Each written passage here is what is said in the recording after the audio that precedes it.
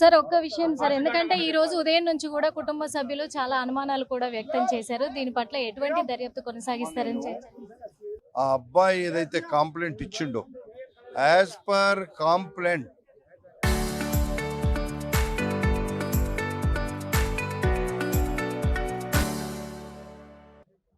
వెంటనే ఎంక్వైరీ చేయమని చెప్పినా ఎంక్వైరీ చేస్తారు.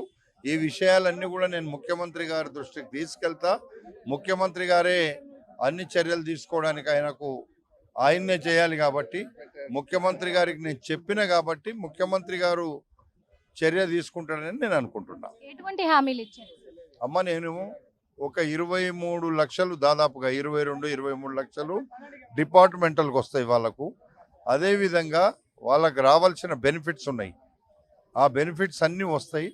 నేను అదనంగా ఈరోజు ఒక 10 లక్షల రూపాయలు ముఖ్యమంత్రి గారు ఒక 5 లక్షలు, సిపి ఆఫీస్ నుంచి ఒక 5 లక్షలు ఇవ్వడానికి మాట్లాడి ఇప్పిస్తా అని చెప్పిన అవి ఇప్పిస్తా.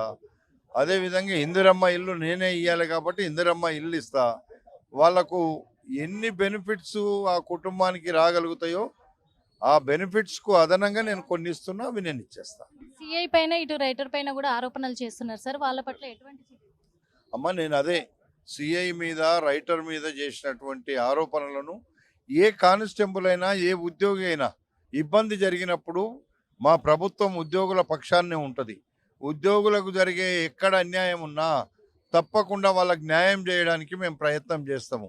నేను ఎమ్మెల్యేగా కావచ్చు, మా ముఖ్యమంత్రి గారు కావచ్చు, ప్రభుత్వము పక్షాన ఉద్యోగులకు అన్ని బెనిఫిట్స్ ఇచ్చుకుంటూనే ఇలాంటి సంఘటనలు జరిగినప్పుడు ఉద్యోగుల సంక్షేమం, ఉద్యోగుల యొక్క బెనిఫిట్స్తో పాటుగా ఉద్యోగులకు జరిగేటువంటి అన్యాయాలను కూడా అరికట్టడానికి ప్రయత్నం చేస్తాం.